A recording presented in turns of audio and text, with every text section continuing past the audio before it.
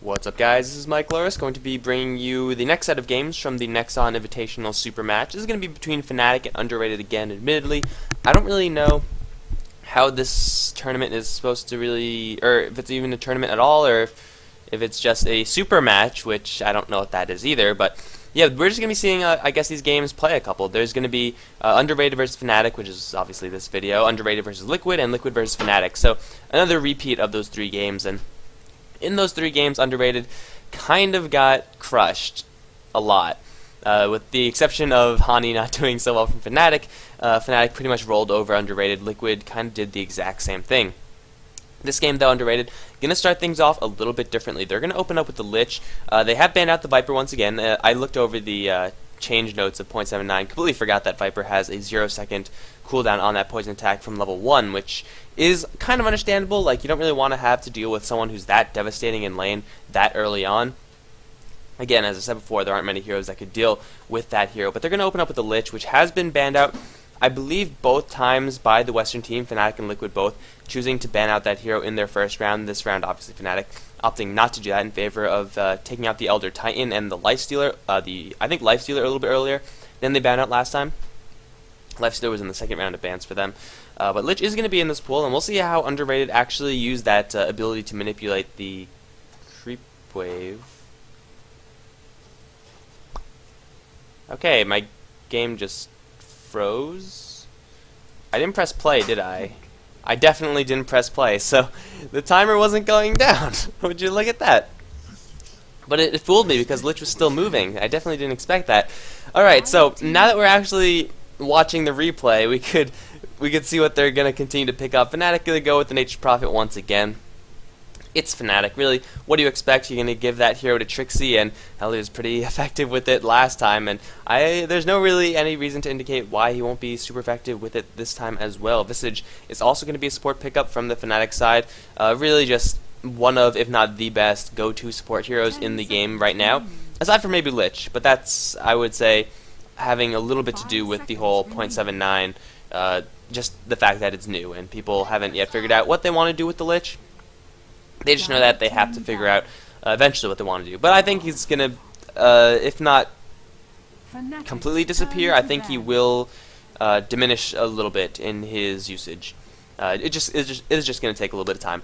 Underrated with their second pick is going to pick up a Timbersaw, which I don't believe they have played at all. So yeah, haven't seen Underrated play the Lich, haven't seen them play the Timbersaw either. But this game looks like they're going to go with something a little bit different. Not too clear what they actually want to do with this lineup. Of course, they'll have a lot of armor. Lich with that frost armor and Timbersaw with the reactive. They're going to be fairly survivable versus the physical right clicks from Fnatic if this game does get to the point where Lich gets a substantial amount of levels onto that frost armor. So Underrated will be fairly tanky in that regard. But as of right now, their options are pretty wide open. Same thing for Fnatic, really. Visage as well as Nature's Prophet were used last game in a very great way to just keep pace of the game. Those familiars were so very active from Fnatic. And of course, Nature's Prophet, bouncing everywhere with his teleportation, making things really difficult for Underrated to get an actual numbers advantage. And speaking of numbers advantage, Fnatic are going to do the exact same thing as last time and pick up a Wisp. First against Liquid, it was a Tiny. Second against Underrated, it was a Riki. Can I get some odds on it being a CK? Because, you can't go for two of the same thing because that would simply be boring. I say that as they pick two of the same thing. But, yeah, Nature's Prophet as well as Wisp. Talked about that in the last game. But Fnatic, last game they laned the Wisp in the middle lane with the other hard carry, which was played by Ira. The Riki in the second game and the Tiny in the first game. And it worked out pretty well. It worked out extremely well versus Underrated. And we'll see what they want to do. They have picked up the carry as this spot before, so I expect this will be Fnatic's reveal of their hard carry. The Underrated response to this is going to be the Undying. Looks like they're actually shaping up for a pretty heavy team fight composition. Undying is definitely no slouch. That golem thing, Flesh Golem. Is it just called Flesh Golem? I think it is. Usually you just say Undying pops his Golem, and then that's it. Golem as well as the Tombstone makes things very, very difficult for Fnatic to actually fight. There's going to be a lot of things everywhere, and of course Timbersaw and Lich can both do that a ton of magical, sometimes even pure damage with Timbersaw's Willing Death in a giant team fight, especially if Nature's Prophet is around, who's inevitably going to sprout someone, and Timbersaw certainly does enjoy that. So Underrated going to go for a little bit of team fight, whereas Fnatic, they're going to continue with what they did last time and have a very large focus on just pinpoint accuracy in their ganking. That's why you get the Wisp. That's why you get the Nature's Prophet, is because you see someone out of position and you go, hey, if we just tether up and go to him, he'll die. And then if we do that a lot, we'll win the game. And, well, we're still waiting to see what Fnatic are actually going to pick. They're actually going to offer a Queen of Pain instead of their hard carry. So maybe they're giving Underrated a chance to pick up a hard carry of their own, possibly that Riki, possibly that CK, although neither of those heroes really fit into what Underrated are trying to do at the moment. I would think something like a Gyrocopter would probably be their best bet at the moment. He's a fairly vulnerable hero to being bursted down from, teleportation, relocate ganks, but at the same time he does offer, right up there with Luna, some of the most heavy teamfight contribution among the pool of carry heroes. They're instead going to go with Troll Warlord, so seeing the Queen of Pain pick, they're going to respond with the Troll Warlord, who 9 times out of 10 does go to the mid lane, although they could still put Timbersaw there. Either way, they're going to have that attack speed from Troll Warlord. No one really, though, on Underrated could benefit from that. Usually we see Troll Warlord and the Lifestealer on the same team. That's the combo with Troll Warlord, because you get that ultimate up on the Troll Warlord, then Lifestealer can hit even faster, and when the Lifestealer hits fast, it's always very terrifying. That's obviously not going to be an option for Underrated. They could do some pretty solid dual lanes with the Timbersaw mid, I believe.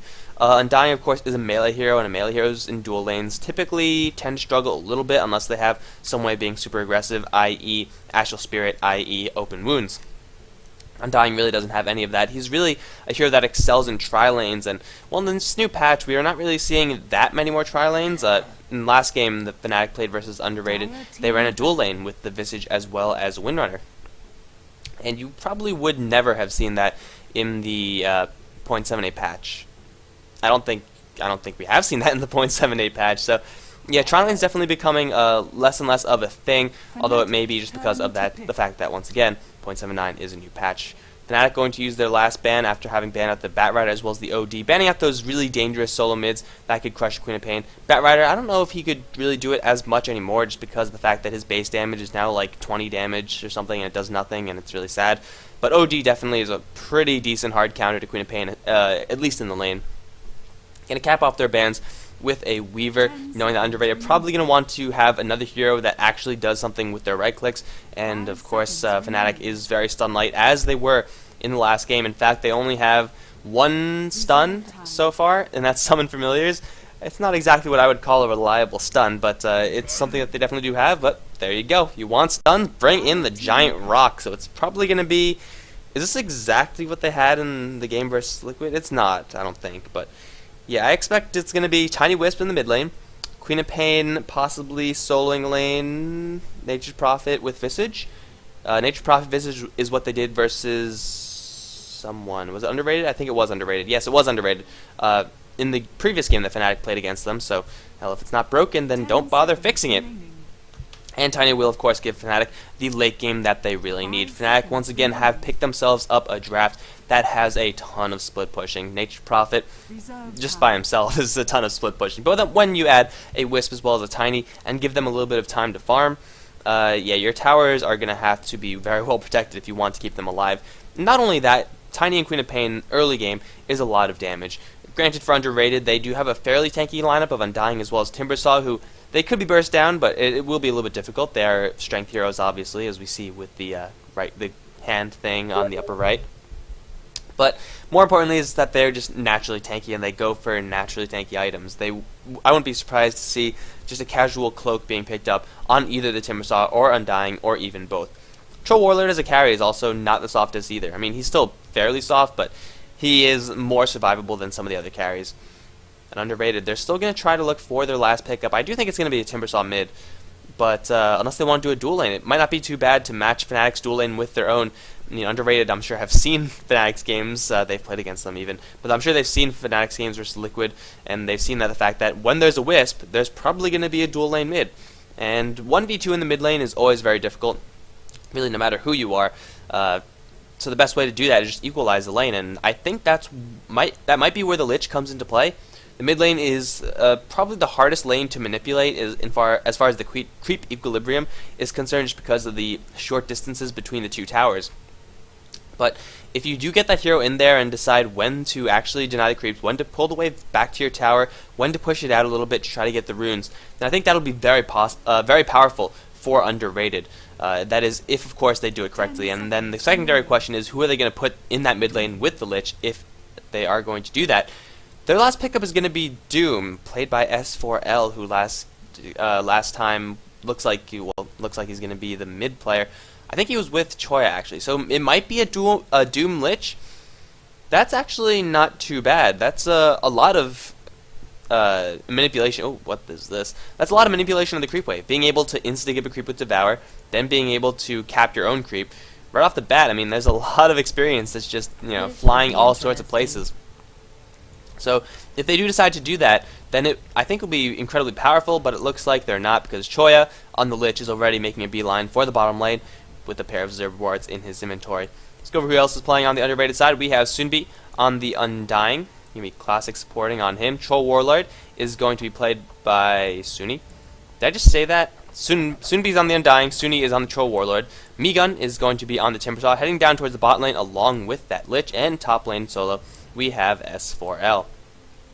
So it is going to be a dual lane in the mid lane. Not what I expected.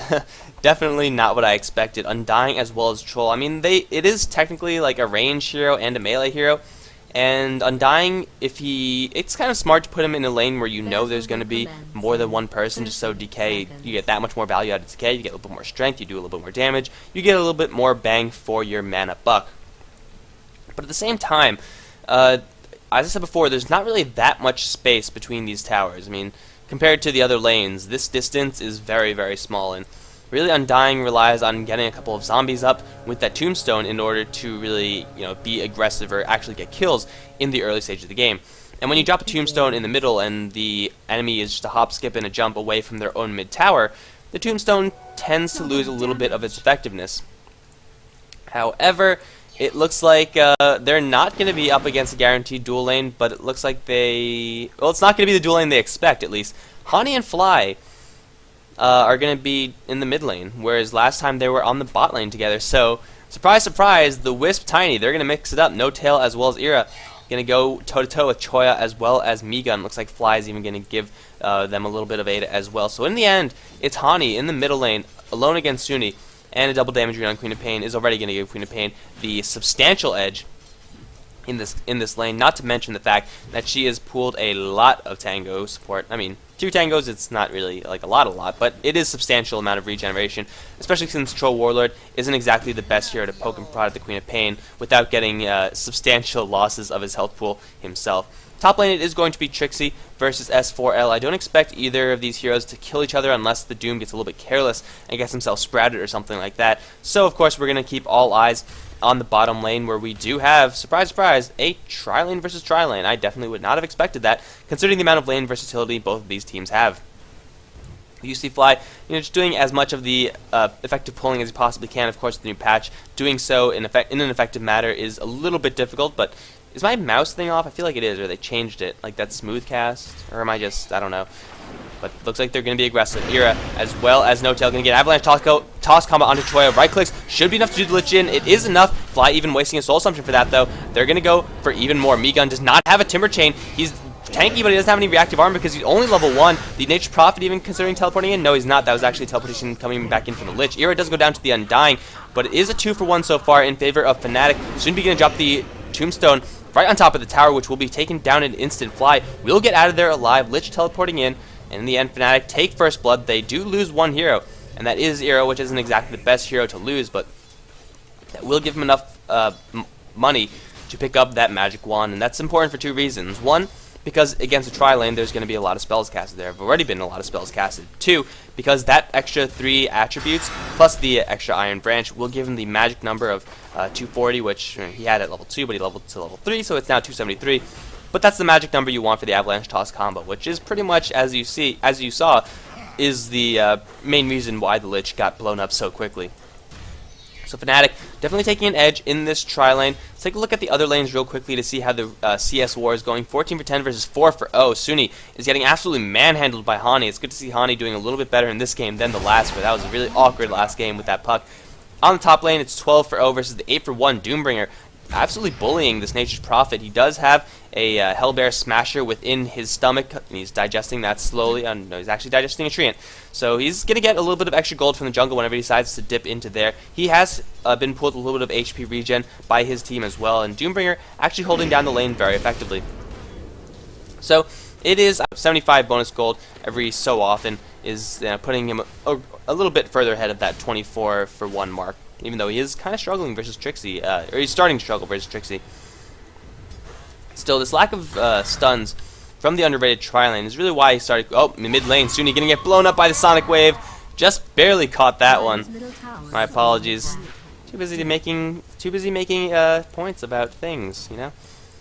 Migun trying to be a little bit aggressive. He's got to watch out for an avalanche toss combo. You're Timbersaw, you're tanky, but you're not invulnerable. But yeah, there's no really stuns for underrated. If they had a stun, if they were able to keep someone within the range of that tombstone, the zombies would have piled up. And then the run from over here down to the safety of their tower would have felt like more of an eternity with all those zombies attacking and applying that slow. But unfortunately, underrated, they don't really have that, which is why I was kind of surprised to see them. That's why I didn't really predict them to go for any of these this tri-lane business, because they don't really have heroes that are great for this. Timbersaw needs a lot of levels. Speaking of Timbersaw being initiated upon, Avalanche Toss a little bit delayed, so it's not going to do its full damage. Tombstone does get dropped down, but the Nature's Prophet ultimate is going to seal the deal. Surprise, Timbersaw. Nature's Prophet is level 6. Even Soul Assumption going to fly onto Soonby, dropping him low as well. He's going to be forced to salve out of this. I think he's, well, maybe not. We're going to see more action on this mid lane. Hani going to drop very low. Choya going to try to defend his Troll Warlord, but Troll Warlord once again getting dove. Queen of Pain wants more, actually. She has a blink screen, but it will be incredibly risky. There's no mana on the Lich. It's only a level 1 ultimate, and it looks like Queen of Pain is going to decide better and going to go down towards the double damage rune. So underrated. This game, just like the other ones, unfortunately, they're going to take an early deficit in this game. 5-1. Oh, Undying is getting hit. Okay, never mind.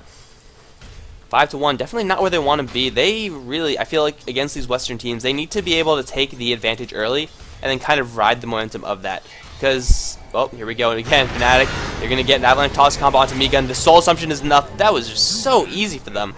That was one right click from Tiny after a Soul Assumption and Avalanche Toss. Timbersaw, he reacted as quickly as he possibly could, but it wasn't enough. Suni, a little bit of danger. Hani's going to move in for the right clicks. Double damage rune slowing down. Even Suni actually did hit that slow. No, he didn't. Hani's going to blink forward for one more right click. Not going to be enough. Suni with the bottle is going to try to get away, but Trixie's going to teleport in. Now Choya in a little bit of trouble as well. Trixie going to get him with the Sprout. The instant cut through with the Tango, though. Looks like Lich will survive. He's going to turn around for a sacrifice that will turn out to be his undoing, though. Hani is still around. He's going to blink forward and secure that kill with another Scream. That's 2 down for underrated. And Hani collecting 3 kills, 40 CS. And Fnatic are looking, they're looking okay in this game. They're looking to be pretty good. Tiny's getting a good amount of farm. He's most importantly denying a lot of farm to the underrated side, and who on the spot lane is mostly focusing their farm on the Timbersaw. But Timbersaw's a hero that I think for the early stage of the game, needs levels instead of farm. Soonby now in a little bit of trouble. Ira doesn't have enough damage to actually kill him off. No, but the Wisp does.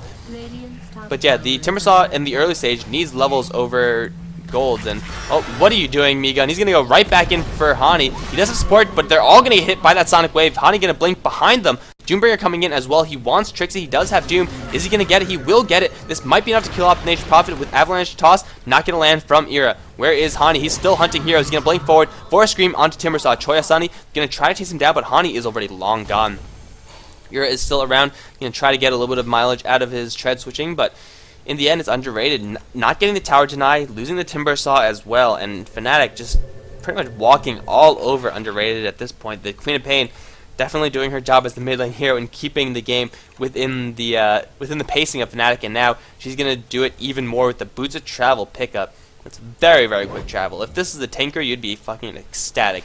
Pardon my French. You'd be very, very happy that you got the Boots of Travels at this rate, but Queen of Pain isn't going to have the same kind of impact as a Boots of Travel Tinker, but hell, she does have maxed out Scream of Pain, and she does do a lot of damage, even when she doesn't have a double damage rune at every turn. Ura and Notel going to get spotted out as is Fly by this Observer Ward, but it is still a 2v3, and Migun really doesn't have the levels to contest this. Tiny is a whopping level 6, opting not to get Grow, but doesn't really matter. This is just almost at the level 6 mark as well, and with Hani rotating in to support whoever sticks on this lane, whoever is seen is probably going to die. Nature's Prophet ultimate bouncing through. Fortunately, oh no, it's unfortunately because Suni is going to try to manify Trixie. Teleportation from Choya. Going to secure the kill, but here come the tree and Suni Here we go. Are you man enough for this? Challenge mode, he's going to run away. In the meantime, bottom lane has been engaged upon. I'm just missing everything today. Migun going to try to do as much damage as he can. He might take out No-Tail the zombies from the tombstone. Just barely not doing enough. And they're going to teleport up to the top lane. Hani attempting to kill off Sunni. Not going to happen. Bottom lane will in fact go down. And of course, I had to miss the action in the bot lane because action on the top lane where Trixie has secured a kill. And 12 for 2, it's they're really struggling. Underrated, that is. Believe it or not, that was only the second tower that Fnatic have taken thus far, but we have relocation gank plus teleportation going for S4L. He does have a Doom. He's going to run through the tower, but he's just going to get sprouted within the tower. Worst possible scenario for him. Avalanche is going to land, and the right click should be enough. The tether is actually not going to slow him down, but it looks like it doesn't matter. The Wisp with the heavy DPS is going to just walk away from Zunbi as he just gets the gank, walks out of the relocation, yank back, and he can even get some farm on his bottom lane. The damage from these teams is substantial from Fnatic, and the lead is just growing and growing. I think I've seen this game before, guys. I think I've seen this game. Now Ira on the hunt does have that 240 magic mark with that mana pool. He does have the mathematically best way to optimize his avalanche toss combo. If you listen to any of my other videos, I advocated not this build, and I am incorrect. My apologies. This is what you want to look like at level 8. And it looks like Migun might be the target. No initiation, no blink dagger or anything on Tiny. He's going to go still focus on that carry route. But Trix, you can see, he's really trying to bait Migun into coming up this hill. Looks like the underrated side not going to take the bait, but here come the Familiar. He's going to land one stun onto me. No, actually the first one missed. Second one is going to land. Avalanche toss, demolished. Timbersaw, goodbye. Soon being to pop everything, but it's too late. They don't have any stuns. There's no way to actually handle that team fight without a miracle bash from the Troll Warlord, who's now in a little bit of danger. Hani with another double damage rune. That's like the third one, fourth one. That's a lot of damage, double damage that is. And now the mid lane is slowly getting worked down. Even the tosses from Ira with the mana pool provided by the Wisp, who doesn't have arcane boots, which certainly would help, although he's going for his tranquils. They could just slowly siege down this tower and really underrate it. If they're forced to fight, really, the Chain Frost is the biggest threat. I would say it's probably even a little bit more dangerous than Doom at this point. But there's still the fact that they cannot hold anyone there. There's nothing to keep someone in place in order for that Chain Frost to actually bounce around. It'll just be Fnatic seeing the ultimate come out, instantly Delta Split, and then they just walk away from that fight. The Doom is out, the Chain Frost is out. They can even turn around if they want to. But instead, what they want to do is look for someone in this top lane, perhaps S4L showing his face. No-Tail and Ira definitely looking for someone to kill, and it might be Migun. Does have 2 points on that Timber Chain. Gotta watch out for that little red marker of death, because whoever is painted, there we go. Sunbi has Boots of Travel as well as Relocate coming in on him. He's gonna take so much damage. Goodbye. Chain Frost is there. It's gonna bounce through some familiars. Ira is going to get it onto Fly, who's actually gonna give it to the neutrals. Poor Ogres, they didn't see that one coming. Fly gonna drop off the lane. Now Trixie in a little bit of trouble. S4L wants a kill. That will be his first one, but Trixie with the jukes is unfortunately, well, he will make it. He's gonna even blocking with his treants a little bit. Trixie with the sprout. He will not get stomped by that Centaur stun stolen by the Doombringer Devour. In the meantime, Tiny as well as the Wisp securing yet another kill on the Timbersaw. Waiting for their cooldowns. They're even going to dive this tier 2. They have complete vision. Observer wards are in the area, and Sunni is now in a little bit of danger because here comes a very pissed off Tiny. Sunni, he is going to try to run. Avalanche is going to land. Toss as well. Goodbye, Troll Warlord. The big fist comes down, and now Hani going to blink forward for Shadow Strike just to get that slow onto S4L. No-Tail. Not much mana, and you're same thing. Nature's Prophet looking for an angle to teleport in. Where's he going to go? Right in front of the Doombringer. The familiar stuns land. Both of them, and S4L now on the run. No Chain Frost is available. S4L taking a good amount of damage. He might live through this. Not through the toss. Sunbi dropping very low as well. Choya's like, screw you guys. I'm out of here. There's no more mana on the Fnatic side, but I don't think it really matters because Ira is just there with the movement speed from the treads, with the movement speed from the drums, and it's not done yet. Migun can try to pick a fight with Fly, but those familiars doing so much work. Oh, actually, they're going to be taken down by the zombies of the Undying. But unfortunately, Migun is not going to be long for life. The GG has been called. Migun is going to try to survive before this Ancient blows up, but it's not going to happen. No-Tail finds himself the third kill, 13 kills. The Wisp has been involved in. Not bad, although Tiny's been in 14. That's going to be it, guys. Underrated, getting absolutely crushed again by Fnatic. And, well, we're going to be moving on to, I believe, Underrated versus Liquid. Hopefully we'll see a little bit of better showing from the Korean teams, who, so far, not really surprisingly, are struggling a lot against the Western teams. I don't know who else is playing in this. I think there were like supposed to be 8 teams at least.